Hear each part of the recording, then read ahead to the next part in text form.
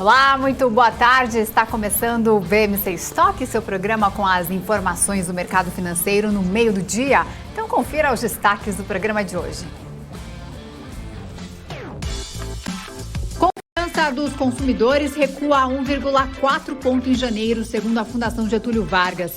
Preços do barril de petróleo continuam a avançar, influenciados pela perspectiva de invasão da Ucrânia pela Rússia.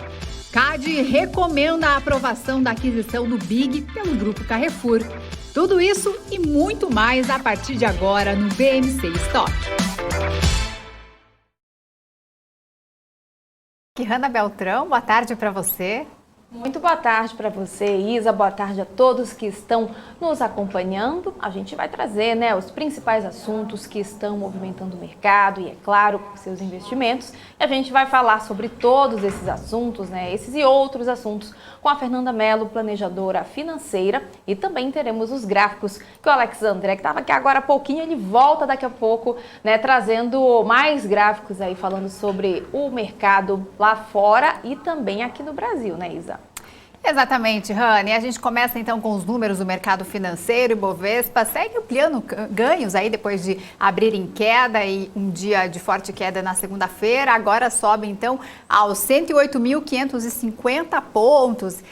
YDU Participações, Cielo, positivo, são algumas das maiores altas neste momento do Ibovespa desta terça-feira. Então, Ibovespa operando com alta de 0,57% a 108.550 pontos, sendo que já atingiu uma máxima aí de 108.744 pontos. Agora vamos ver aqui no nosso mapa do calor as maiores altas, como eu disse agora há pouco, realmente, com 5,26% de alta, nós temos YDU Participações, temos também Cielo 3 com 4,88% subindo, Santander com 4,36% de alta, positivo com 3,47% de alta também, JHSF com 3,47% de alta e RBR 2,85%, alta também na Local Web, assim como ontem, com 2,81%, então algumas das maiores altas do dia.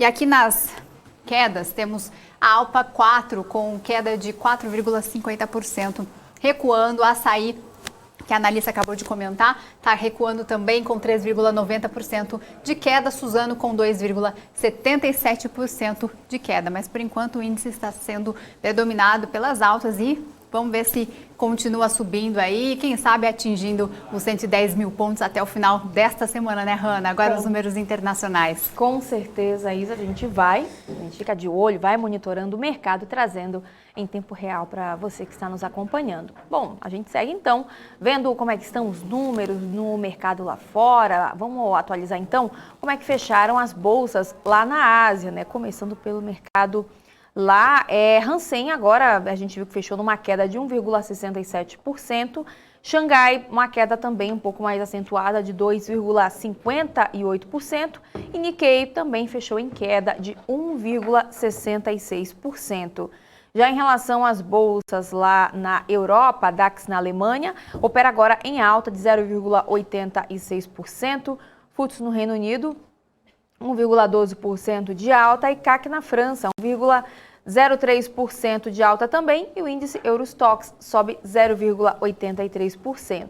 Já em relação às bolsas lá nos Estados Unidos, que já abriram também, Dow Jones agora recua 0,80%, S&P 500 cai 1,42% e Nasdaq cai um pouco mais, 1,87% de queda. Vamos ver então como é que está o dólar se comportando nesta terça-feira. O dólar agora recua 0,14%, está aí sendo comercializado a R$ 5,47.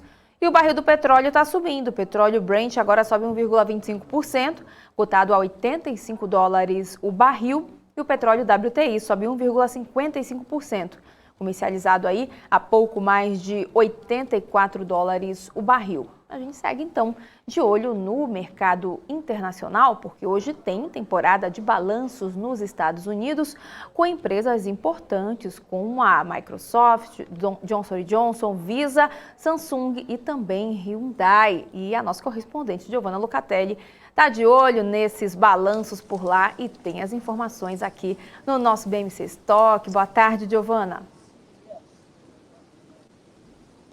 Boa tarde, Hanna. Boa tarde, Isabela. E a todos que nos acompanham. É isso aí, agendão forte aí de resultados nesse dia de hoje. Eu trouxe alguns destaques. General Electric tem prejuízo líquido aí de 3,84 bilhões no pré-mercado. A ação da empresa já recuava bastante, 7,13%.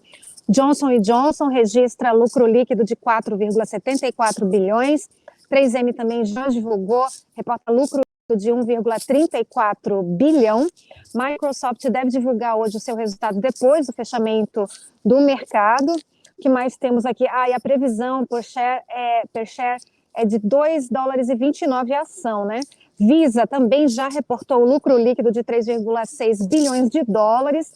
Teve um aumento aí na receita líquida bastante significativo, 29%, alegrando os investidores. Verizon, que é de internet, tem lucro líquido de 4,61 bilhões. A IBM, as ações da IBM dispararam aí, saltaram depois que a empresa relatou um crescimento de receita de 6% no quarto tri. Hyundai também é outra empresa que eu trouxe de destaque aqui para nós. A maior montadora da Coreia do Sul registrou o seu lucro recorde no ano passado. A receita da Hyundai aumentou 13,1% ao longo do ano para 98 bilhões de dólares em 2021. A gente ainda tem hoje a American Express e Samsung.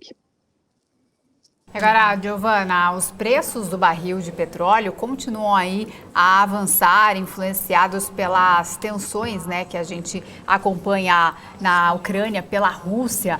E o mundo todo está preocupado aí com uma possível interrupção do petróleo? Exatamente, Isa. Clima muito tenso em relação a esse tema. Então, as ações asiáticas já caíram nessa terça-feira, com investidores nervosos por causa da questão na Ucrânia, né? Dia tumultuado também em Wall Street. Os preços do petróleo já subiram nessa terça-feira depois das fortes perdas de ontem. Há pouquinho a Hanna, inclusive, já deu algum resultado, algum dado aí, né? Essas preocupações são muito grandes com possível interrupção do fornecimento em meio à crescente tensão geopolítica na Europa Oriental e no Oriente Médio. Os contratos futuros de petróleo Brent subiram 0,6%, WTI subiu 0,4%, os preços do petróleo atingiram máximas aí de 7 anos na semana passada.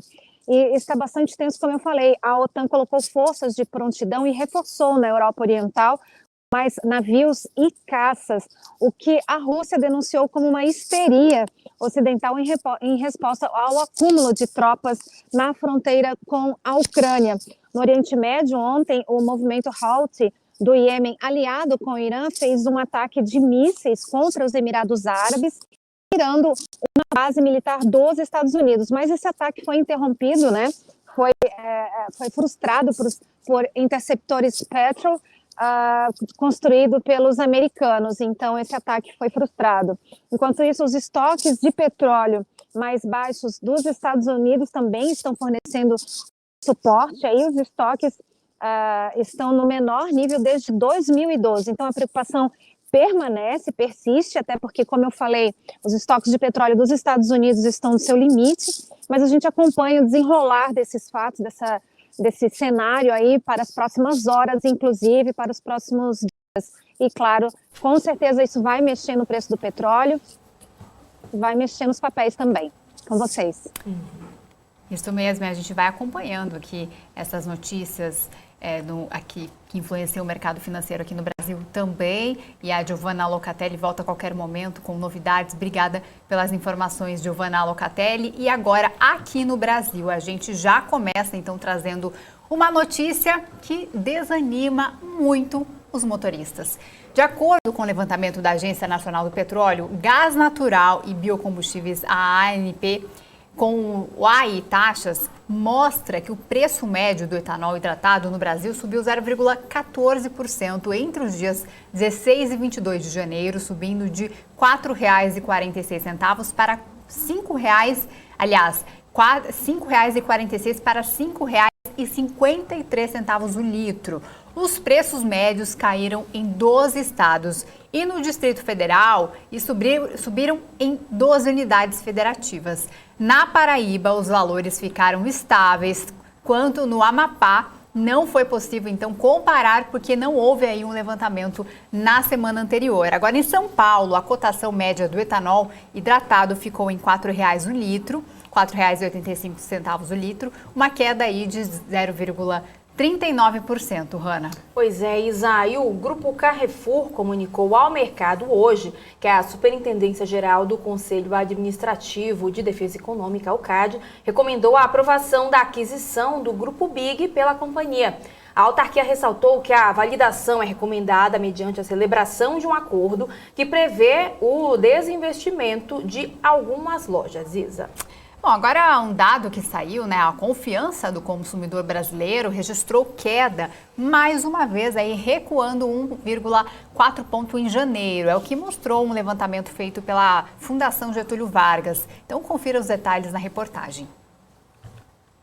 A confiança do consumidor brasileiro voltou a cair e bateu uma mínima em 9 meses em janeiro, afetada pela percepção incerta sobre a situação econômica geral e as finanças familiares. Segundo o documento da FGV, o ICC, o Índice de Confiança do Consumidor IBRE, caiu 1,4 ponto em janeiro, indo para 74,1 pontos. Em médias móveis trimestrais, o índice cedeu 0,7 ponto, indo para 74,8 pontos, após ter se mantido relativamente estável no mês anterior.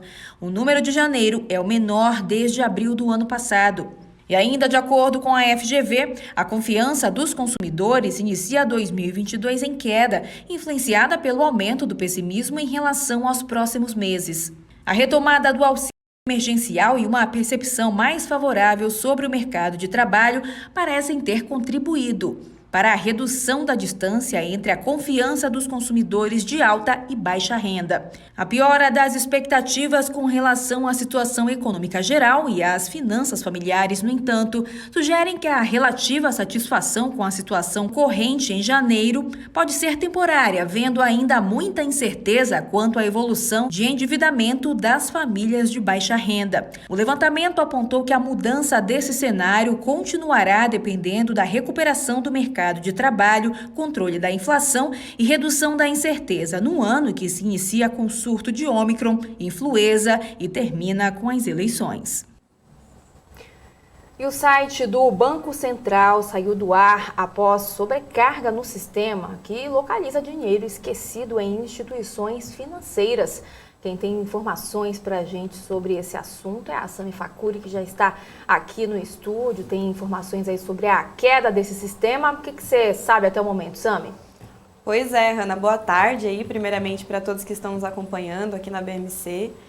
Segundo o banco, Hanna, o Banco Central, um levantamento feito em junho de 2021 mostrou que os clientes tinham cerca de 8 bilhões de reais a receber aí dos bancos. Só que boa parte das pessoas desconhece ou não se lembra que tem esse direito.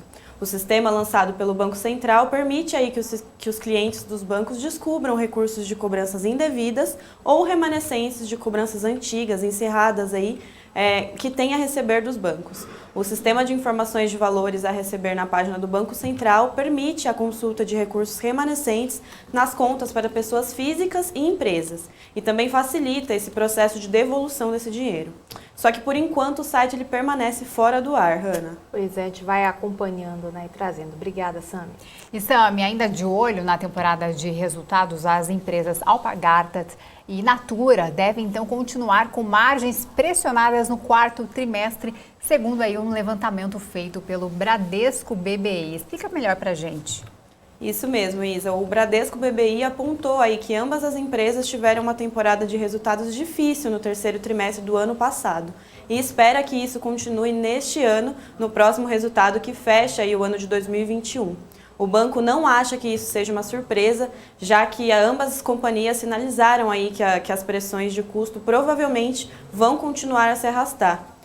Para a Natura, o banco acredita que os investidores acompanharam de perto o crescimento da Natura Brasil e a tendência nesses 2 anos é de ficar amplamente estável, o que significa um crescimento ainda negativo para os consultores da Avon Brasil. O banco espera um declínio aí, ano a ano, amplamente semelhante ao resultado do terceiro trimestre e uma margem de EBITDA consolidada de cerca de 10%. Já a Alpargatas espera que os volumes se mantenham aí relativamente bem, mas a pressão de margem pode se espalhar no Brasil para o mercado interno, significando uma queda considerável nos lucros ano a ano e menos visibilidade nas margens no curto prazo. É com vocês, Izzy e Hanna. Obrigada pelas informações, Sami Facuri, diariamente aqui com a gente, trazendo novidades do mercado financeiro. Muito obrigada, Sami, uma boa tarde para você. E agora a gente vai conferir quem está no nosso chat aqui da BMC e está participando ao vivo do BMC Stock. Vamos ver quem prestigia a gente, Hanna. Olha só, já temos Luiz Antônio, Rita Fernandes, MPK, boa tarde para vocês. Obrigada pelos comentários, por participar aqui com a gente. Pedro Henrique, Valdinei Costa, Lisboa Luque, Lene Marque. Nomes novos por aqui, inclusive, né? Novos e diferentes. Usuário, nome de usuário, né? Rui das Neves, que está diariamente com a gente. Rui das Neves, MPK. Ele é de casa, o Helder Rui das que deu Neves. uma sumida, hein? O Helder, ele dá as caras lá no business. Agora nunca mais eu vi o Helder por aqui. Ele fica aí com o pessoal do marketing. Ô, Helder, dá uma moral aqui também pra gente no estoque, já deixa like, deixa aí. Já sei por quê, porque ele gosta de mandar o ticker dele lá no News ou lá no Top News, que ele não é bobo nem nada. Quem mais está por aqui? O Abner Pinheiro também já deixando um olá, meninas. Muito olá para você também, Abner. Ronaldo Peixoto já deixando um boa tarde. José Walter da Silva, o Jordan Silva. Pessoal, tá aqui um atrás do outro, assim que a gente gosta, né, Isa? E, gente, temos uma convidada hoje que dá para fazer muita pergunta aí para ela, então pode botar o dedo aí no teclado e fazer perguntas para nossa convidada, porque ela já está ligada aqui com a gente. Vou chamar então Fernanda Mello, que é planejadora financeira, um assunto muito interessante. Aliás, quem não precisa de planejamento financeiro, não é? Muito boa tarde para você. Obrigada pela participação aqui com a gente, Fernanda. Boa tarde a todo mundo que está ouvindo a gente, que está operando ou almoçando, escutando aqui o BMC. Muito prazer, Isa, Hanna, muito prazer estar aqui novamente com você, né? A gente já fez alguns programas aqui na BMC. No Now, a Fernanda estava direto. Uhum. Que bom, Fernanda. Então eu queria começar falando aí do cenário do mercado, né? Nós temos aí 2 assuntos no radar: o início da reunião do Fed e a política de subida, aliás, de juros e a crise geopolítica entre Rússia e Ucrânia, né? Como que esses fatores estão impactando os mercados mundiais, Fernanda? Olha, Isa, se a gente for analisar, e aí dando mais foco para o mercado internacional, tá? O mercado americano de ações nunca começou um ano caindo tão rapidamente como agora. Então, eu estava dando uma olhada nos dados que a Bloomberg trouxe dos últimos 90 anos. Eles têm um histórico de 9 décadas que mostra que o S&P 500 caiu 11%. Nos primeiros 16 dias de negociação desse ano, e isso foi o pior início de ano dentro de todo esse histórico. Então, realmente, dentro desse cenário, o que a gente pode atribuir? Esses 2 fatores que você mencionou. Essa desaceleração que ocorre no mercado vem muito também como forma de se preparar, os traders já estão se preparando para o comportamento que provavelmente o Fed deve anunciar, né, o Fed, o Banco Central Americano, que deve apertar a política monetária. E aí o que isso significa, né? Eu sei que determinados termos não são muito familiares para todo mundo, então só para a gente deixar aqui esse ponto, que sempre que a gente fala de política monetária contracionista, a gente está falando de aperto monetário, ou seja, aumento de juros, fica mais caro tomar crédito, né, porque os juros aumentam, o custo de crédito aumenta, e aí Com isso, fica mais difícil, por exemplo, para os empresários que querem fazer um aumento, uma expansão de negócio.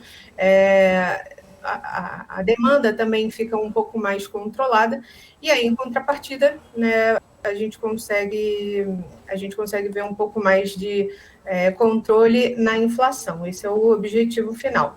Então, a agenda que a gente tem aí, que começou hoje, vai até amanhã do Fed, e sexta, com a divulgação da inflação do PCE, que é a parte do índice de preços de gastos com consumo, né, que exclui o setor de alimentos e energia. Então, a gente tem essas duas divulgações aí que são bastante importantes, e a expectativa é que o Fed continue a caminhar com uma política monetária mais rígida, né, mais contracionista, como uma forma de controle de inflação, para se contrapor a essa inflação que a gente imaginava. Até eu mesmo falei aqui o ano passado que deveria ser transitória, temporária, não está sendo. Então, a gente vê o Banco Central americano tomando medidas para controle dessa inflação, e aí, naturalmente, é normal, a gente já viu outras vezes, que os ventos mudem, né, do mercado acionário para o mercado de renda fixa.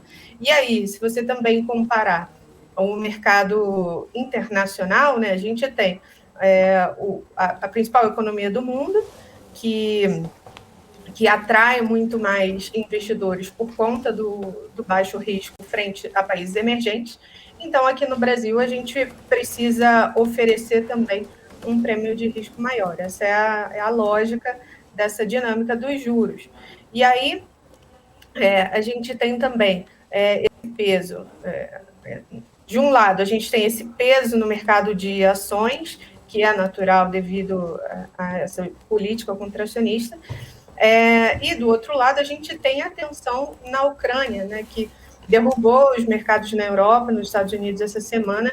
E para quem não acompanhou, acho que também vale a gente fazer um pequeno resuminho do que está acontecendo, né? Porque não é de hoje que a Rússia vem dando sinais de intenção de acoplar o território ucraniano, né? Já foi parte da Rússia ali em algum momento. Então, existe essa tensão geopolítica, que eles, na verdade, alegam que estão tentando garantir a sua segurança e pedindo aos Estados Unidos que não tentem cruzar, que o Ocidente não tente cruzar essa barreira vermelha, né? A gente soube que teve essa reunião importantíssima dos líderes dos Estados Unidos e Rússia para tentar amenizar isso, para tentar não cair em tanto impacto nos mercados assim. Afinal, por todos esses motivos que a gente comentou aqui anteriormente, dos dados de demanda de petróleo, né, enfim, e tudo que pode ocasionar uma guerra política, um possível confronto aí armado. De toda maneira, os Estados Unidos colocam uma postura de que estão tentando ajudar a Ucrânia a defender a sua soberania. E aí, hoje, saiu a notícia de que eles disponibilizaram 8.500 soldados americanos à disposição da Ucrânia. Então, assim, a gente sabe que a discussão ainda está bastante acalorada, e isso pode influenciar os principais índices do mercado, né? Então, nessa segunda-feira, o Joe Biden, presidente dos Estados Unidos, falou com os líderes europeus. Então, o Ocidente vem se articulando à medida que,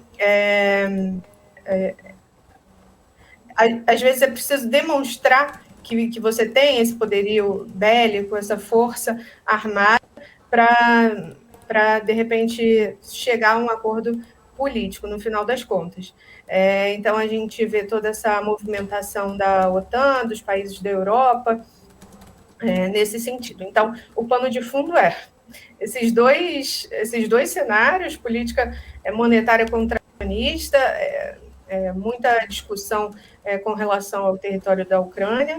E aí, qual é o resultado? A gente tem o índice de volatilidade, o VIX, que também é conhecido como índice do medo. Para quem já acompanha aqui o BMC, já deve ter visto algumas vezes esse índice dando sinais. Então, Nos últimos 30 dias, esse índice estava mais ou menos ali nos 17 pontos. E ontem chegou a 38 pontos.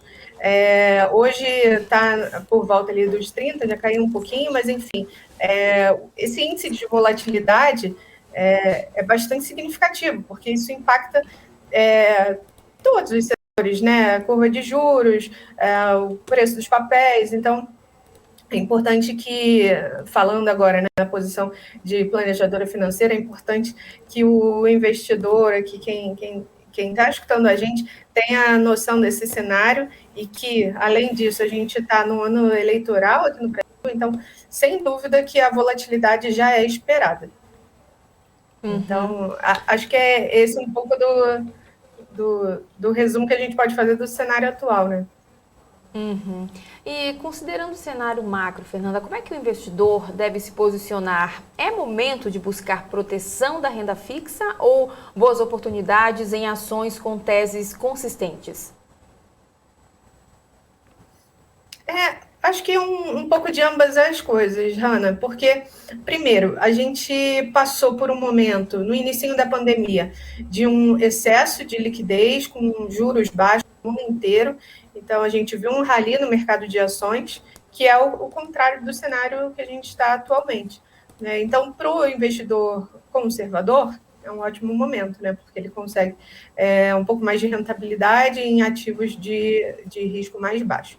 Em contrapartida, para um investidor com um perfil mais intermediário, mais arrojado, ele já consegue, eventualmente, ações com preço de barganha, né? Então, é algo a se ponderar. Dentro de um planejamento financeiro, a gente sabe que você não deve ir all-in, não é a forma mais prudente de montar uma carteira, né? Então, é importante ter essas considerações e tentar entender um pouco dessa dinâmica de repente, rebalancear a carteira. Lógico que a gente não consegue cravar aqui qual é o percentual ideal de tantos por cento em ação, tantos por cento na renda fixa. Isso vai variar dos objetivos de cada investidor, né? O horizonte que ele tem para investir, mas a gente vê que tudo isso acaba ponderando, né? Nas revisões que a gente faz periodicamente de carteira, seja semestral ou anual, vale considerar isso sim, para o investidor que está pensando no longo prazo. Eu sei que aqui no BMC o pessoal gosta de operar, né? E realmente vale a pena ter esse percentual da carteira para renda variável, né? Como estava sendo comentado aqui antes, você se torna acionista da empresa, então você não desconsiderar a renda variável só porque os juros estão subindo é bastante importante. E, Fernanda, com as eleições por aqui, a expectativa de bastante volatilidade com as pesquisas e decisões eleitorais, né? Muitos investidores pensam aí em diversificar os investimentos. É o momento aí de buscar investimentos no exterior. O mercado americano seria uma boa opção, apesar das expectativas para juros e inflação? Esse é um conceito, Isa, muito pouco entendido pelos investidores quando eles começam a pensar em diversificação. Então, a gente entende que não deve colocar todos os ovos na mesma cesta, né? Não deve colocar tudo só em ações ou tudo só em criptomoeda, né? Precisa diversificar a classe de ativos, mas aqui no Brasil a gente costuma ter um comportamento muito home-based. O que isso quer dizer? A gente fica muito atrelado a ativos brasileiros. E considerando, né, que a gente está passando por um momento de câmbio em máximas históricas, né, a gente sabe que o Brasil ainda apresenta muita volatilidade em comparação com outros emergentes. Então, sim, hoje em dia a gente tem mecanismos mais fáceis de acessar o mercado acionário no exterior, né, especialmente nos Estados Unidos e na Europa. É possível acessar isso de diversas formas, né? Seja comprando as próprias ações, ou BDRs, ou até mesmo um COI, em que a pessoa troca o risco de mercado pelo risco de crédito. Então, existem mecanismos para diversos perfis, né? Até para aquele cliente que prefere montar uma carteira de fundos. Acho que vale a pena sim considerar, até porque logo no início a gente estava comentando aqui que o mercado lá fora está caindo bastante, então pode ser uma oportunidade, né, de comprar grandes ações. Aqui no Brasil, a gente também olha muito para as blue chips e acaba deixando de mão as ações lá de fora, que são empresas centenárias, enfim, super consolidadas, até para diversos perfis, até para o cliente que é um pouco mais conservador, também é possível pensar nisso dentro de uma composição de carteira, né? Perfeito. E como é que você avalia esse momento da Bolsa Brasileira nessa subida? Mostrou o fôlego do mercado?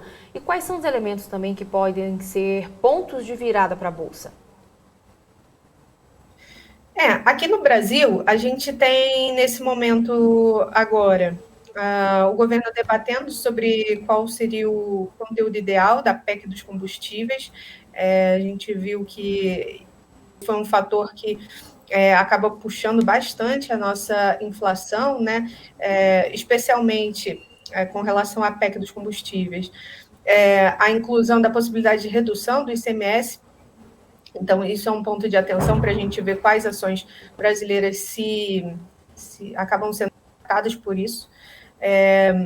No entanto, né, a pressão dos governadores para não perder essa receita dificulta que essa discussão se prolongue. Então, a gente tem bastante volatilidade nesse sentido, mas a gente teve aí um dado super interessante, um sinal verde, que foi do setor de construção, que teve o melhor dezembro desde 2010.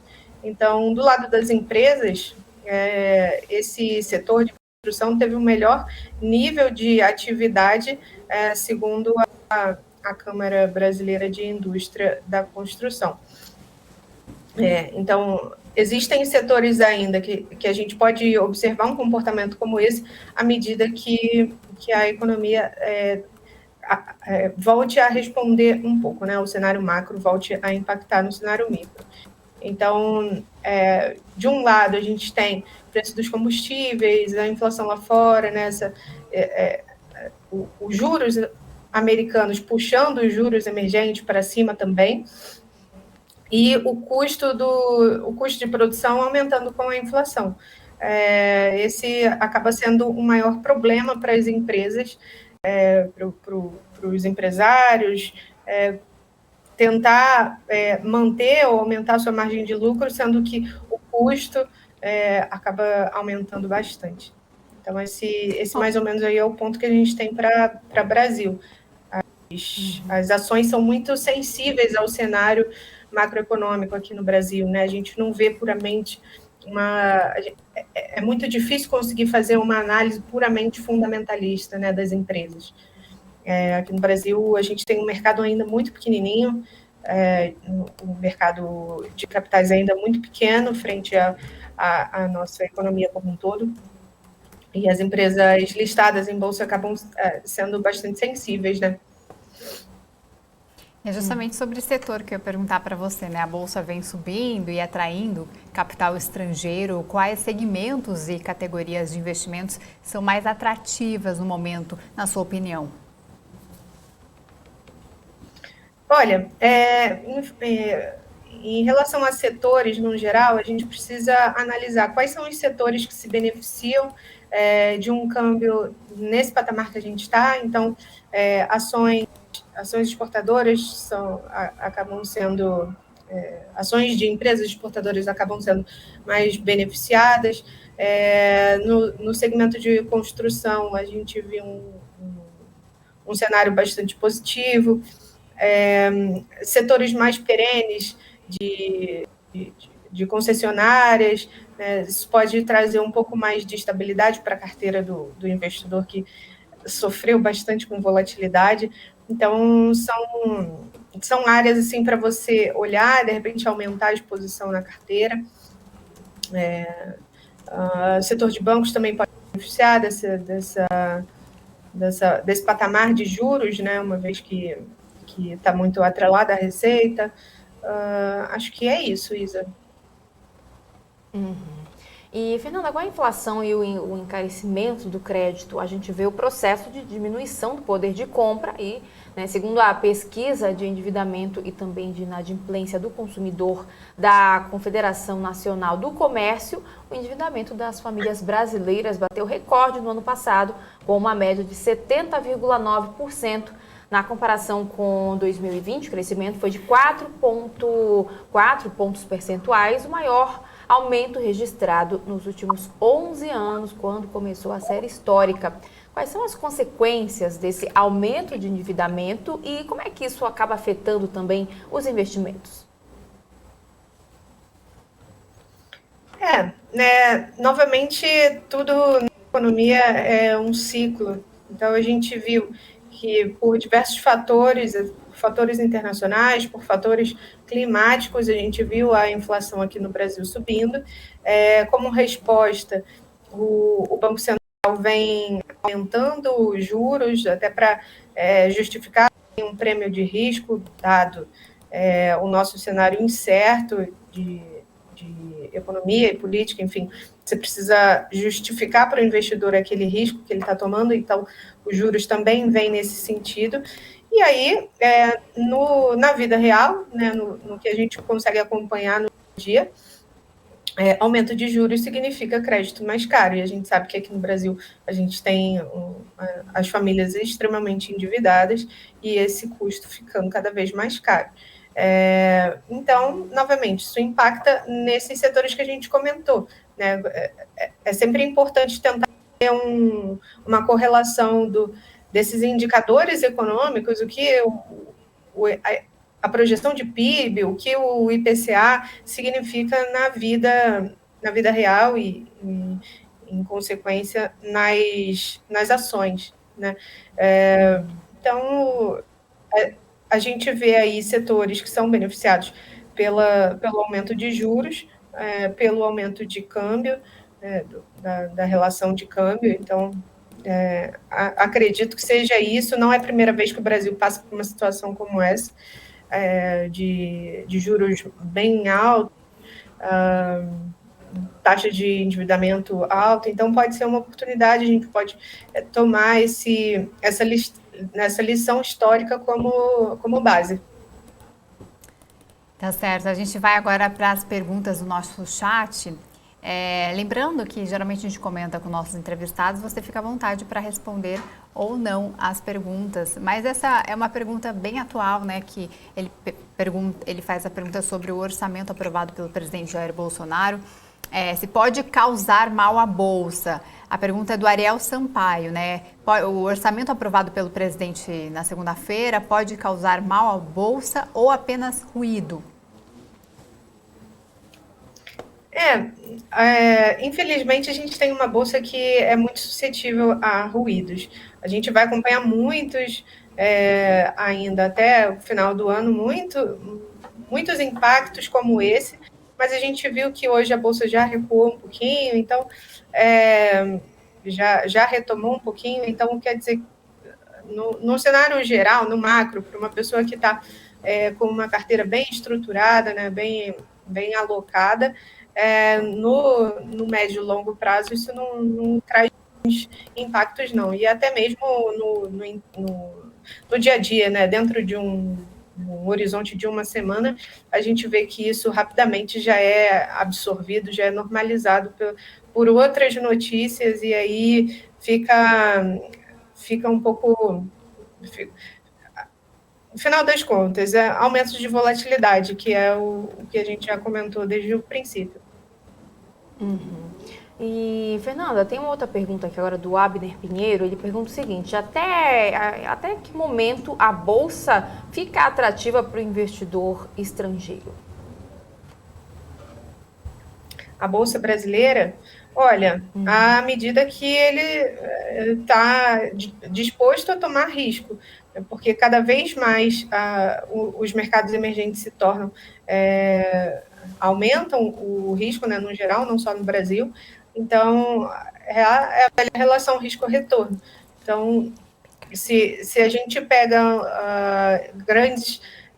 grandes fundos ou enfim, investidores internacionais que estão dispostos a investir no Brasil, mesmo tendo perdido nível de investimento, o grau de investimento há tempos atrás, mesmo assim existem perfis dispostos a tomar esse risco. Mas, como eu falei, o nível de juros aqui no Brasil é muito consequência desse cenário também de os Estados Unidos estarem aumentando os juros. Então, não é puramente a nossa inflação, é um apanhado de tudo. É justamente isso que o MPK está perguntando aqui, essa alta dos juros lá de fora, na sua opinião, pode sacudir o Ibovespa junto ou seremos aí um hedge do mundo? Na verdade, uma cascata. Então, se os juros da principal economia do mundo aumenta, os investidores têm muitos atrativos para irem para lá, né, investir no Tesouro Americano. Então, por que um investidor que pode ganhar um nível ok de rentabilidade num tesouro de uma grande economia investiria numa economia emergente? Se essa economia emergente desse níveis muito mais atrativos de retorno, né, de taxa de juros. Então, os nossos níveis de juros também são muito impactados por esse motivo. E aí, dentro aqui de um cenário local, nós investidores locais, a gente tem uma renda fixa dando mais de 2 dígitos de retorno versus o mercado de ações, que é bastante volátil. Então, é natural que os ventos acabem mudando. Quando a gente teve aquela consequente queda de Selic e a gente viu um rally no mercado de ações, foi natural também que as pessoas tirassem os seus investimentos da renda fixa ou que, à medida que eles fossem vencendo, fossem sendo alocados no mercado acionário. Isso é o natural. Maravilha. Tem uma pergunta aqui do Marcelo Alves. Ele pergunta o seguinte: com o fim dos estímulos monetários nos Estados Unidos e a alta também de juros pelo Fed, né? Você acha que o dólar vai subir ainda mais frente ao real?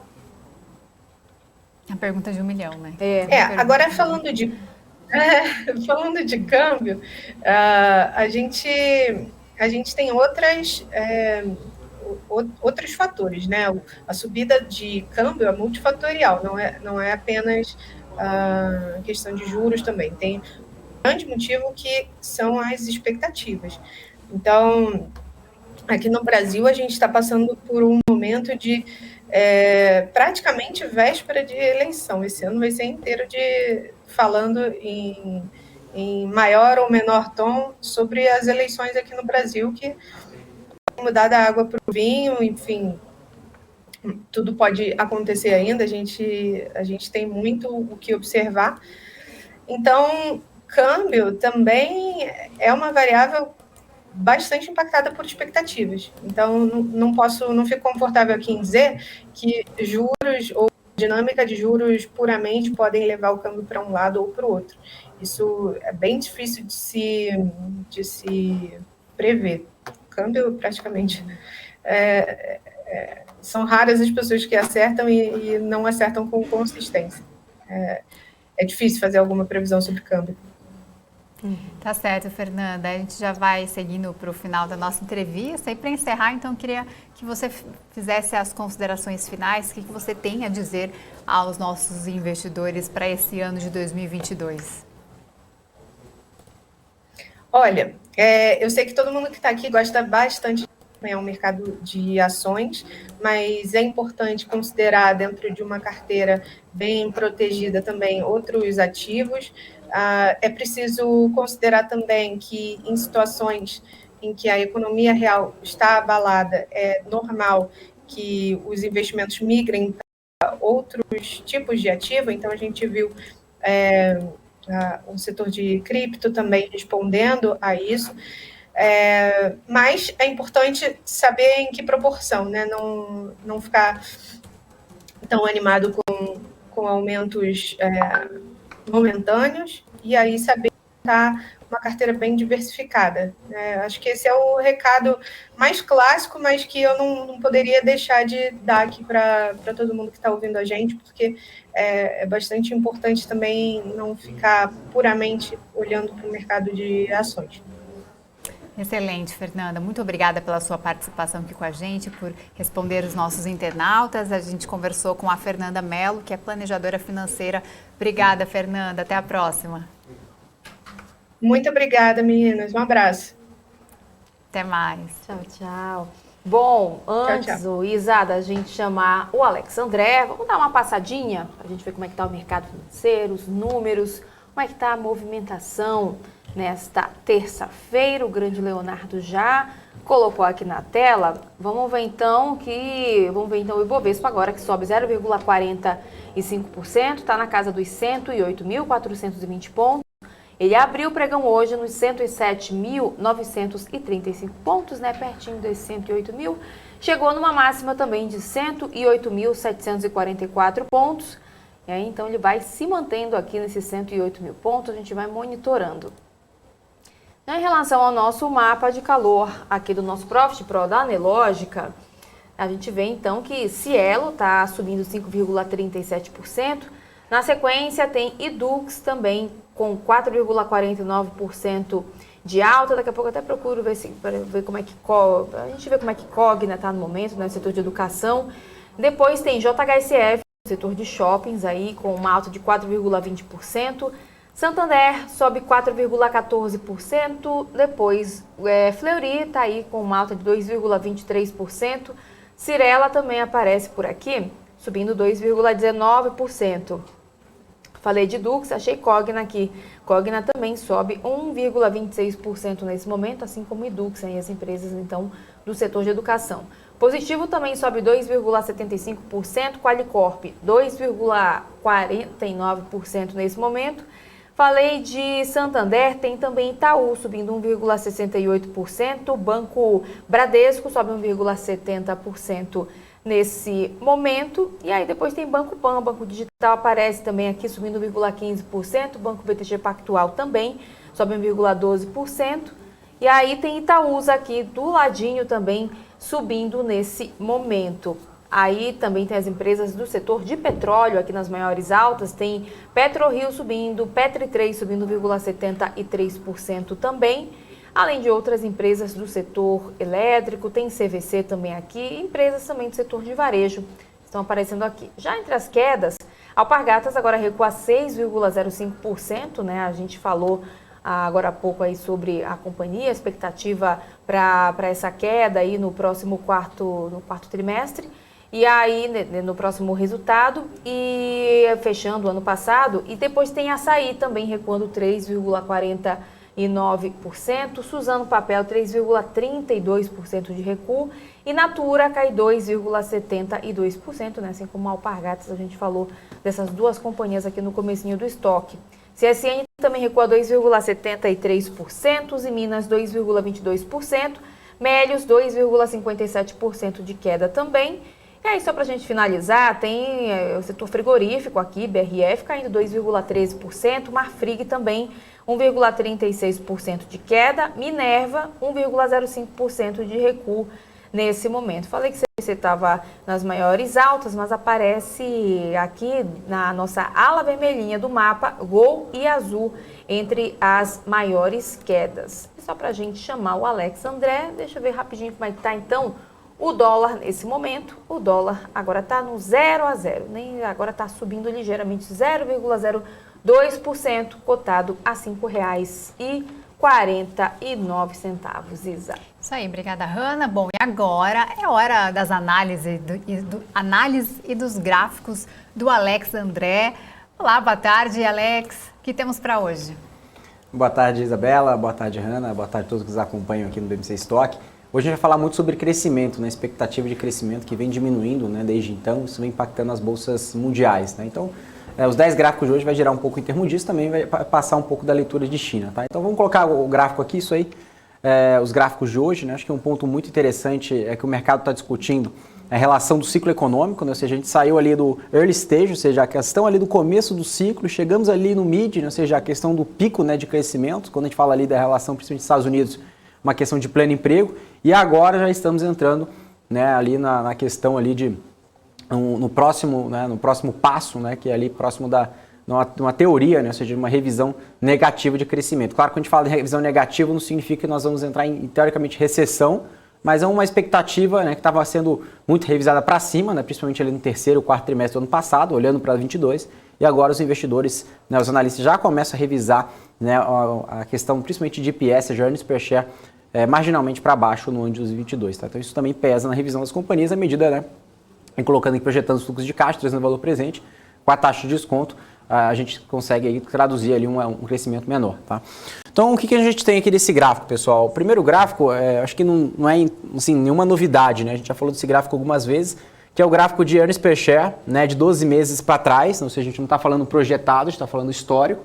Então, desde janeiro de 21 até janeiro de 22. Né? O que surpreende, o que é interessante é o seguinte, a gente tem aqui, né, o Eurostoxx 600, né, nessa linha aqui mais azul, o Topix no Japão logo aqui abaixo, nessa linha azul aqui, o S&P 500 nessa linha azul mais escura, ou seja, que tem o maior crescimento aqui, e a gente tem o Emerging Markets, né, os mercados emergentes, logo aqui embaixo nessa linha cinza. O que a gente consegue traduzir, pessoal, acho que é um ponto interessante, mercados emergentes, né, principalmente janeiro de 22, né, ou seja, nós estamos aqui agora, já com a expectativa maior de lucro, né, das companhias, principalmente de empresas de valor, então a gente já consegue ver uma inclinação positiva, e a gente consegue ver principalmente Japão ficando flat, né, na própria Europa também, né, setores ligados ali a valor também tendo uma expectativa positiva, e no S&P 500 também, né, mas marginalmente os investidores, né, já começam a observar uma revisão para baixo de expectativa de lucro das companhias. Ou seja, significa que as empresas vão dar prejuízo? Não, né, significa que as companhias vão ter um lucro menor do que estava sendo projetado antes. Tá? Então isso diminui,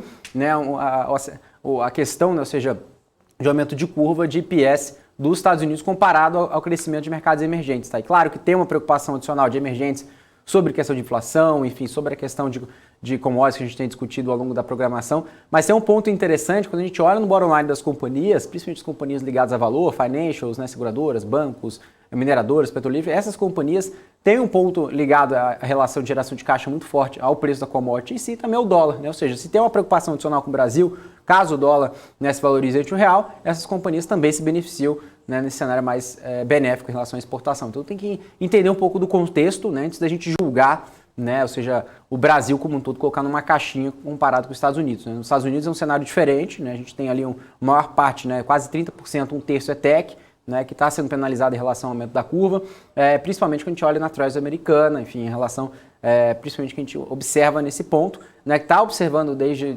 1, 2, 3 meses atrás, a questão do rotation de valor que a gente comentou ontem. Inclusive, a gente falou do tamanho do fluxo que está acontecendo nos Estados Unidos. Aí tem um ponto a ser adicionado. Tá? Não é o que está acontecendo, já aconteceu muito e ainda os investidores estão observando em relação a ganhos desses setores. Né? Bom, acho que esse gráfico vai ser muito discutido ao longo do ano de 2022. Né? Nós temos aqui uma questão muito interessante em relação à expectativa de 1 mês e 3 meses de consenso de EPS, né? Quando a gente fala aqui do mundo todo. Na linha geral, como eu falei, né? A gente tem aqui uma revisão negativa de lucro, né, no começo do ano de 22, ou seja, o mercado já entendendo que o crescimento para 22 vai ser um crescimento menor que estava sendo esperado ali, principalmente no quarto trimestre para frente. Então, ou seja, os investidores já colocando isso na conta, e isso vem refletindo nas bolsas mundiais, né, principalmente nos Estados Unidos. Claro que a direção não é unânime, né, a gente tem diversos bancos, inclusive Goldman Sachs colocou uma leitura, né, que o nível atual da bolsa americana é o nível de compra, e pelo contrário, né, a gente viu, por exemplo, o JP Morgan, né, dizendo que pode ter quedas adicionais, né, na Bolsa Americana, à medida ali que a gente tem um ponto ali a entrar num ponto de recessão, né, quando a gente fala aqui, não do lado técnico em si, né, quando a gente pega aqui a média móvel dos últimos 200 dias, mas falando de termos fundamentais da própria economia. Né. Então é um ponto interessante a destacar, a gente não tem uma visão mais polarizada, né, do que pode acontecer por lá, e depende muito da questão do FONC, né, sendo que está se discutido hoje, se realmente a leitura vai ser o discurso, né, de aperto monetário vai ser muito maior, vai fazer a economia americana, né, atender aí a ter um impacto mais negativo do que o mercado estava esperando. Tá? Na média, o investidor vem aguardando ali a reunião de março para aumento de juros, essa reunião não deve ter aumento de juros, mas à medida que começa a ter aumento de juros com a questão do tapering em março, aí sim a gente vai conseguir observar essa questão de lucro sendo muito bem analisada, ou seja, agora o mercado já penalizando a expectativa de lucro, isso pode sim aumentar ao longo do ano, tá? Mas tem que entender que quando a gente fala aqui do mundo inteiro, a gente pega principalmente Estados Unidos e Europa, tá? Bom, aí a gente traz uma relação de Covid, a gente traz um contexto bem interessante que diversas regiões do mundo, embora os dados de infecção por Covid estejam altos, tudo indica, né, que o pior pode ter passado em relação à Ômicron, tá? Ou seja, a gente traz aqui Estados Unidos, Europa, enfim, diversos países que mostram, né, que o pico da pandemia em número de casos pode ter passado, né, e aqui no Brasil a gente espera-se, né, que pode ter ali próximos das 2 semanas, 2, 3 semanas, e uma possível melhora nesse sentido, né? Inclusive a própria OMS, né, falou em relação a isso, mas também não descartou, né, claro, o cuidado, enfim, em relação aos perigos de uma nova variante, enfim, em relação de aumento do número de casos. Mas um ponto interessante é que aqui nos Estados Unidos, que as hospitalizações de Covid caíram para em torno de 150 mil, comparado ao recente pico de 159 mil, que foi registrado no dia 21 de janeiro. Então a gente conseguiu observar aqui uma leve queda, né, em relação às hospitalizações em relação ao Covid, e isso pode mostrar aí um começo de um ciclo de queda em relação às hospitalizações, infecções por coronavírus por lá, tá? Então não só nos Estados Unidos, mas também no mundo inteiro. Então é uma expectativa positiva. Mais um gráfico, a gente reitera isso, né? Quais dados que a gente consegue trazer de forma, né, quantitativa em relação ao impacto do Covid no setor mais afetado, né, que é o setor de hospitalidade, né, o setor de turismo.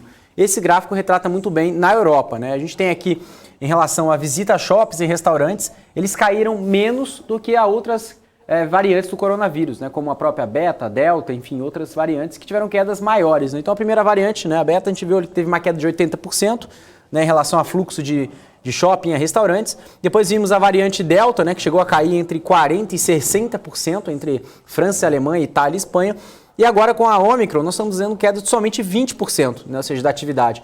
Então a gente compara, principalmente uma média móvel de 7 dias, mesmo que tenha uma possível restrição, preocupação com o aumento do número de casos, enfim, todo esse contexto, a queda referente à atividade por parte do setor na economia real, seja em termos de fluxo de pessoas, né, de automóveis, enfim, a relação a shoppings e restaurantes, tem caído muito menos, né, do que o mercado esperava, né, de acordo aqui com o gráfico do Financial Times, junto com o gráfico de reporte de mobilidade do Google. Tá? Então é muito interessante observar que tem uma queda de somente 20% comparado a outras variantes que chegaram a cair entre 40%, 60% até 80% no começo da pandemia. Então, ou seja, o pior pode ter passado por lá e isso pode acontecer aqui no Brasil também. Claro que a gente tem que entender o contexto de cada economia e os impactos, né?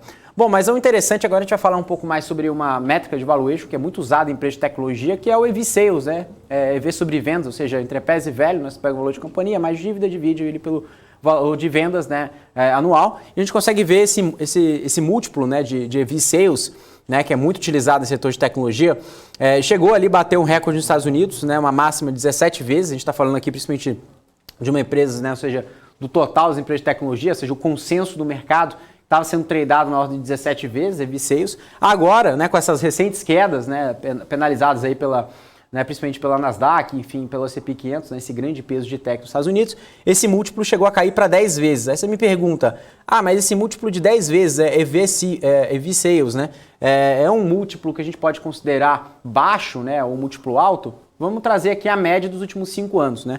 A média dos últimos 5 anos gira-se em 9,5 vezes, ou seja, mesmo com essas recentes quedas, né, está um pouco mais longe, né, dessa média dos últimos 5 anos. Claro que se a gente comparar de 2020 para cá, teve uma alta muito forte, né, que até destoou ali, trouxe ali um outlier, né, em relação a múltiplo, né, ou seja, distorceu bastante.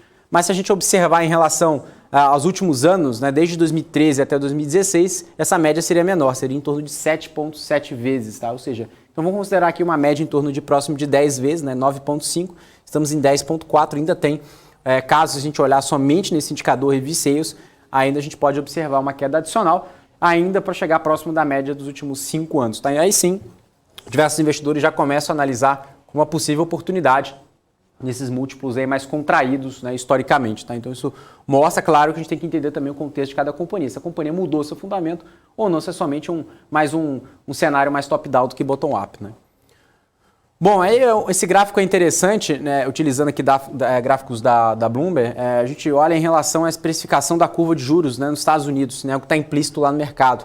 Então, ou seja, em diversas datas, né, janeiro, né, a gente vê aqui janeiro de 22, ou seja, né, hoje, né, a gente viu que tem zero chance do juro subir lá. Né? A gente pega aqui em relação a março, né, ou seja, a março sim, já tem uma expectativa, né, de meio ponto, né, percentual, 50 basis points. Né? Aí a gente pega aqui também maio, por exemplo, né, o mercado já espera 0,25 e junho também, né, ou seja, junho 0,25, ou seja, a gente já espera assim, em torno de 4 a 5 altas de juros nos Estados Unidos. Esse gráfico ele coloca aqui, né, a relação que está sendo precificado, né, de acordo com as reuniões do FONC ao longo do ano de 22. Ou seja, janeiro tem zero expectativa de subir juros, mas o mercado não está olhando agora, o mercado está olhando o discurso do FONC que vai acontecer, que vai divulgar para o mercado, né, ou seja, que está sendo divulgado, né, e também depois, né, em março, já ter essa perspectiva já de aumento de juros, né, ou seja, a finalização do tapering, e a partir daí já abrir, né, a porta aí de aumento de juros nos Estados Unidos, aí o mercado já começa a entender um pouco mais o tamanho dessa magnitude. Por enquanto, diversos bancos, enfim, economistas vêm divergindo um pouco desse número, mas o interessante não é teoricamente acertar quantas vezes os juros vai subir nos Estados Unidos, mas a questão da intensidade, né? Então, ou seja, se vai subir 0,25, se vai subir meio, ou seja, qual que vai ser o tom do Banco Central dos Estados Unidos, do Federal Reserve, em relação à política monetária, tá? Esse aperto, tamanho do aperto por lá. Bom, aí eu trouxe uma tabela interessante que destaca aqui agora nesse gráfico, que fala os maiores parceiros, né, em relação aqui à Rússia, né? Ou seja, a Rússia é um player muito relevante, principalmente na Europa, né? Tirando ali, por exemplo, gás natural, petróleo, commodities, é teoricamente muito importante, é vital para a própria Europa, inclusive as maiores economias como a Alemanha, inclusive a Alemanha está no meio ali do bolo, ali, né, discutindo referente ali a própria oferta ali de gás natural para essa questão geopolítica entre Ucrânia e Rússia, mas vale destacar também os maiores parceiros, né, da Rússia, tanto em exportações quanto em importações. Né? Então, se a gente pegar uma média de 2018 a 2020, o maior parceiro aí de exportação, né, ou seja, que a Rússia exporta é para a China, né, 54 bilhões de dólares. A gente tem a Holanda, 37 bi, né, a Alemanha, Turquia, né, a gente tem Bielorrússia também, 20 bilhões de dólares, e também importações também, né, a própria China, Alemanha, Estados Unidos, né, Bielorrússia e Itália com 10,6 bilhões de dólares. O que eu quero destacar nesse gráfico é o seguinte, né, ou seja, a China é um grande parceiro da Rússia, né, de forma comercial, tanto em exportações quanto em importações. E o que o mercado agora se discute é a relação do aumento das tensões. Né? A gente está observando ali mais de 8.500 soldados que foram ali próximos das fronteiras. Né? Tem uma relação muito grande do próprio Vladimir Putin, né? Que para quem já conhece o filme lá atrás, né? Que invadiu a Crimeia, enfim, agora tem a questão até mesmo de uma possível solução diplomática por certa parte, mas alguns economistas, né, algumas pessoas já dando uma possível opinião que isso talvez pode se escalar para uma possível guerra e isso pode impactar diretamente, né, não só a Ucrânia, a Rússia, enfim, como a gente está falando aqui, mas também o mundo inteiro e principalmente esses países aqui que estão envolvidos, né, nessa relação comercial com a Rússia, à medida que os Estados Unidos prometem impor sanções severas nesse sentido. Tá? Então a gente tem que entender também essa relação de parceiros comerciais, à medida que a Rússia, né, pede que a Ucrânia não entre, né, na OTAN, né, ou seja, como esse movimento está sendo discutido, a própria OTAN mesmo, falando em relação à ajuda, né, ou seja, tanto envios de pessoal, enfim, exército, equipamentos, até próprios recursos, né, financeiros por parte dos países europeus, enfim, Estados Unidos, que vem fazendo essa ponte. Né. Então é um ponto interessante a se considerar, né, à medida que pode ter impacto sim em emergentes, tá, essa possível guerra geopolítica. Muita gente também pergunta, ou seja, Estados Unidos, né, Ucrânia, Rússia, pode ter impacto no Brasil? Pode ter sim, né, à medida que a gente também observa em relação aos seus parceiros comerciais que podem ser aí impactados também diretamente. Tá?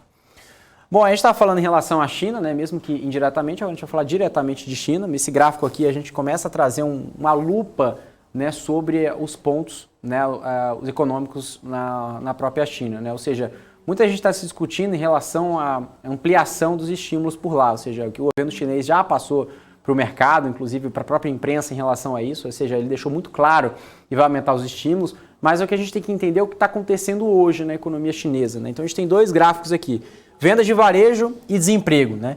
Então a gente tem aqui um ponto interessante, que o desemprego segue em alta na China, que é um ponto preocupante por lá. O outro ponto também é as vendas do varejo, né? E também produção industrial, que segue em queda, ou seja, a gente consegue observar aqui um ponto muito preocupante nesse ponto. Então, se a gente olhar aqui na variação de 12 meses, né, desses dois gráficos, a gente consegue observar aumento do desemprego e queda, né, de varejo e também produção da indústria por lá. Então isso traz um certo tom de preocupação, a gente tem diversos pontos para que a gente pode acarretar em relação à explicação desse gráfico, entre eles até mesmo a questão do ESG, crise energética, supply chain, enfim, demanda, né, do próprio consumidor chinês, do mundo voltou a consumir menos, ou seja, à medida dos impactos da pandemia. Enfim, tem diversos pontos que a gente pode elencar aqui e os motivos são diversos, né, cada um tem a sua opinião, mas é fato, né, a economia chinesa ela vem sofrendo, né, nesse certo ponto, o governo chinês reconheceu isso e agora tem um ponto, né, em relação à flexibilização, ou seja, a gente viu o corte de juros, o mundo inteiro aumentando juros e a China cortando juros, né, ou seja,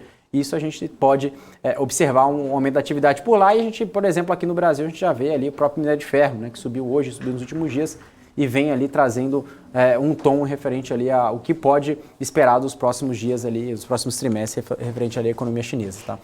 Bom, aí a gente começa a olhar alguns dados, né, de mobilidade na China, que é um ponto muito interessante. A China ela tem uma política de Covid zero, né, ou seja, ela tenta restringir, né, ou seja, o impacto do Covid em diversas cidades chinesas, ou seja, ele trata isso com uma tamanha seriedade que isso começa a impactar diretamente na questão de mobilidade. Então, quando a gente pega aqui os dados, né, de congestionamento, né, ou seja, do tráfego lá na China, a gente consegue observar que caiu de uma forma drástica agora no ano de 22. E também mesmo em relação a fluxo, né, de metrô nas 9 maiores cidades na China, também observamos que está em queda, ou seja, menos pessoas circulando, né, a gente consegue observar novos casos de Covid, maiores restrições e menos pessoas circulando na China agora. Então a gente consegue observar que chegou a cair drasticamente e isso também a gente consegue observar também dados de mobilidade urbana, como a gente trouxe aqui metrô, né, e também outros modais. Tá? Então isso é um ponto interessante a se observar, né? A China tem essa política de Covid zero que tem sendo muito discutida, né, no mercado se realmente essa é uma política certo, enfim, a ser adotada, principalmente em relação a regiões portuárias, né, que tem paralisado diversas operações, tem deixado aí uma fila muito grande em relação a navios, enfim, tem aumentado o custo, né, de frete, principalmente as principais regiões, principais portos, né, Los Angeles, enfim, Roterdã, enfim, isso tem trazido um ponto de preocupação no mundo inteiro. Tá? Então é isso que a gente tem que observar, os dados de Covid aliado ali à questão política, o que a China vem trazendo para aumentar a questão de estímulos por lá e também o que vem acontecendo na economia. Né? Bom, acho que é um ponto interessante agora, esse gráfico a gente vai voltar a falar dos Estados Unidos e Europa ao mesmo tempo. Tá? Esse gráfico aqui, que é interessante, ele sempre traz a expectativa de crescimento do PIB da Europa menos a expectativa de crescimento do PIB dos Estados Unidos, ou seja, um menos o outro. Né? Ou seja, a gente vai ver um net positivo na Europa caso, né, esteja ali num quadrante positivo. Então, ou seja, que a gente consegue observar que pela primeira vez, né, ao longo dos últimos anos, desde 2017, que a gente consegue observar que a Europa tem uma expectativa de crescimento maior que os Estados Unidos. Né? Por quê? A gente está vendo aqui um crescimento net positivo de quase 1% entre um e outro. Né? Na média, a gente consegue observar no ano de 21 uma queda de 0,6, ou seja, Estados Unidos crescendo mais do que a Europa. Em 2020, Estados Unidos cresceu muito mais do que a Europa, uma diferença de 3%. Em 2019 também, em 2018 1,5%. Aí em 2017 e 2016 a Europa cresceu entre 0,2 e 0,5%. Né, quando a gente pega aqui um net positivo e também nos últimos anos a gente viu também uma relação maior dos Estados Unidos em comparação à Europa. O que a gente consegue observar é que a expectativa da Europa, né, em relação ao GDP, ou seja, crescimento do PIB, seja maior que os Estados Unidos. Qual que é a explicação? Nos Estados Unidos, pleno emprego, né, aumento de juros, toda essa preocupação que a gente está observando referente à economia que volta a desaquecer, inclusive saíram dados do Conference Board hoje que também vieram, né, um pouco abaixo, né, da expectativa do mercado. Então tudo isso, né, confiança do consumidor, dados do PMI, atividade econômica, vem trazendo ali um ponto que pode chegar ali no fim do ciclo.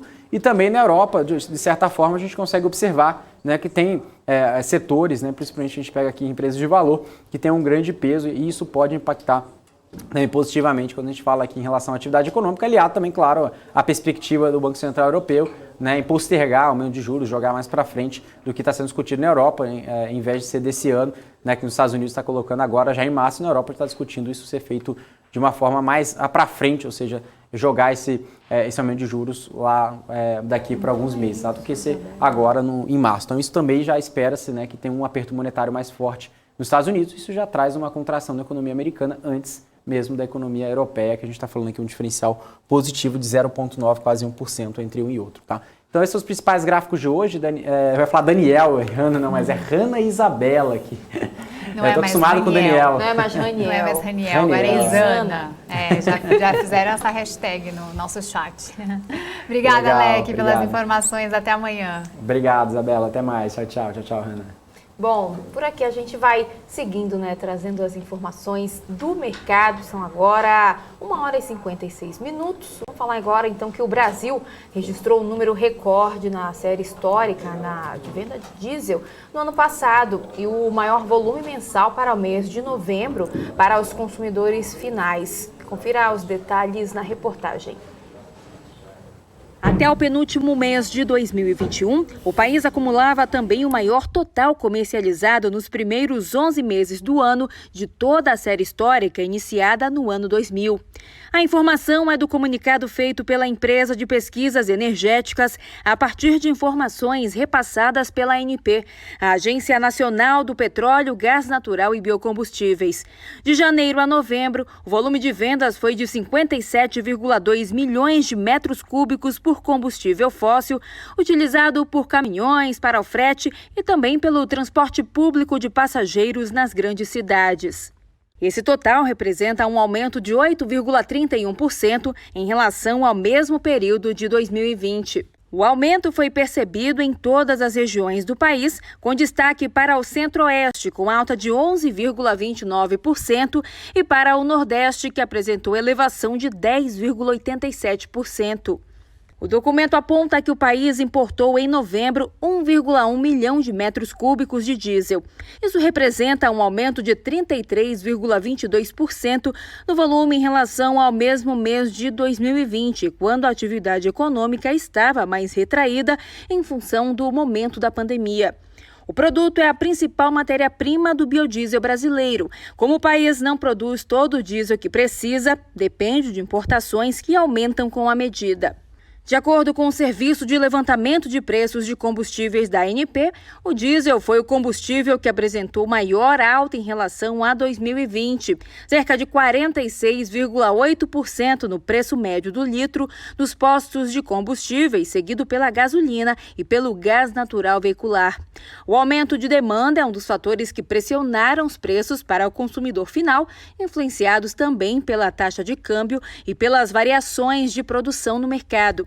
Para reduzir os impactos das altas, o presidente Jair Bolsonaro negocia com o Congresso Nacional uma proposta de emenda à Constituição que autorizaria a redução de impostos sobre combustíveis. Bom, agora no setor aéreo, a Embraer informou nesta terça-feira a assinatura de um contrato para os direitos de aquisição, promoção e distribuição de peças sobressalentes de aviões comerciais e executivos com a Avion Inventory. Segundo informações do site de relações com investidores da Embraer, o centro de distribuição da Avion vai disponibilizar produtos a todos os operadores de aeronaves e centros de manutenção e reparo ao redor do mundo, oferecendo então um ponto central de atendimento. De acordo com o comunicado, o estabelecido desde no início especificamente para atender a estratégia aí de longo prazo de reposição de peças da Embraer, a Avion concentrará o inventário global de partes em uma nova base de Orlando, na Flórida. As operações então e as vendas devem ter início já no primeiro trimestre de 2022, Hanna. Pois é, Isa. Vamos seguindo então, né, trazendo as informações do mercado. Vamos colocar o nosso mapa de calor, né, para a gente ver como é que está o mercado nesse momento, antes de passar para os meninos lá do marketing que já estão se posicionando por aqui. A gente já começa então, né, falando sobre o nosso mapa de calor agora. Vamos lá, deixa eu só minimizar aqui para a gente já ver antes como é que está o Ibovespa. O Ibovespa agora sobe 0,48%, está aí na casa dos 108.453 pontos. Ele abriu o pregão hoje nos 107.935 pontos, pertinho desses 108 mil. Chegou numa máxima também de 108.871 pontos, uma mínima também de 107.185 pontos. A gente vai monitorando aqui, né, vai trazendo os números para você que está nos acompanhando. Já que no nosso mapa de calor, a gente vê então que Cielo aí tem a maior alta, subindo 5,85%, Setor de educação também aparece aqui nas maiores altas, começando então por Edux, que sobe 4,59%. Cogna também está aí figurando entre as maiores altas. Depois aparece aqui Qualicorp, subindo 3,20%, positivo, 2,63% de alta também. Tem também Santander subindo 3,72%, Banco do Brasil 1,92% de alta. Aí na sequência aparece também, falando ainda dos bancos, tem o Banco BTG Pactual subindo 2,46%. Tem mais bancos também por aqui, como Itaú, Itaúsa e também Banco do Brasil, que seguem aparecendo aqui nas altas. Depois aparece Cyrela, em relação às empresas de construção, tem Cyrela subindo 2,32% nesse momento. Shoppings aparecem forte aqui, tem JHSF subindo 4,56%, BR Malls 1,87% de alta também. Aí aparece o setor de petróleo, tem Petri 3, Petri 4 subindo também nesse momento, assim como empresas de varejo e que aparecem também entre as altas de hoje, como o Grupo Soma, que também aparece por aqui. Já entre as maiores quedas tem Alpargatas recuando 4,87%, e também tem Natura, né? A gente falou aí que a expectativa é de que essas empresas registrem novas quedas aí no próximo resultado aí do quarto trimestre, fechando 2021. Tanto Natura quanto Alpargatas estão, então, entre as maiores quedas de hoje. Aí Natura recua 2,50%. Depois Açaí também cai 2,99%, Melios 2,94% de queda, Suzano, aí a papeleira recua 3,35% agora. E também tem as empresas aqui do setor frigorífico aqui caindo. Tem BRF recuando 2,05%, Marfrig 1,75%, na verdade, Marfrig, e JBS 0,75% de queda também. E Minerva também aí fechando o bloco, né, desse setor, está aí recuando 1,23%. Falei que tinha empresas subindo do setor de varejo, já que nas quedas tem Magazine Luiza. Quem mais também está por aqui? Via, que recua agora 1,90%. E aí na sequência aparece também a Vale, que está aí recuando 0,71%. E tem também, né, Braskem recuando 0,80%, TIM 1,01% e TOTUS 1,20% de queda. Vamos ver então como é que está o dólar nesse momento. O dólar agora recua 0,15% e é cotado então a R$ 5,48, Isa. Isso aí, obrigada, Hanna, pelas informações do mercado. E, gente, vamos com uma notícia aqui que saiu agora há pouco. O Fundo Monetário Internacional revisou para baixo a estimativa de crescimento do Brasil para 2022 e 2023 em relação às projeções feitas pela própria instituição em outubro. Para este ano, então, olha só a projeção. O país, então, deve crescer 0,3%, bem menos do que a previsão anterior de 1,5%. Então, é a previsão do Fundo Monetário Internacional que saiu agora há pouco. Para 2023, então, o fundo prevê que o Brasil vai crescer 1,6%, 0,4%. Na verdade, 0,4 percentual a menos do que a projeção de outubro. Esses números aí constam no relatório Panorama Econômico Mundial, apresentado hoje, e essas estimativas do FMI estão em linha aí com as previsões feitas pelo mercado. No último relatório Focus, divulgado ontem pelo Banco Central, né, todas as segundas-feiras o Banco Central divulga o relatório Focus e está aliado, então, ao FMI. A mediana das projeções para o crescimento da economia brasileira em 2022 permaneceu em 0,29% e para 2023 houve redução de 1,75% para 1,69%. Então, o FMI não especifica as causas para o rebaixamento da previsão, porém está alinhado também com o Banco Central, como acabei de dizer. E o BMC Stock vai chegando ao fim. Eu começo então me despedindo da minha companheira de bancada, Hanna Beltrão. Amanhã tem mais, né, Hanna? Tem sim, Isa. Amanhã a gente volta trazendo mais informações do mercado, né? Informações quentinhas aí, fresquinhas, na verdade, no meio do dia, né, acompanhando, fazendo companhia no almoço, no lanche, pessoal aí que sempre está acompanhando e sempre deixa mensagem aqui no nosso chat. A gente aguarda, então, todo mundo amanhã novamente. Exatamente. Bom, por hoje é só, então. Amanhã a gente volta aqui na tela do BMC Stock, trazendo mais notícias do mercado financeiro. Obrigada pela companhia.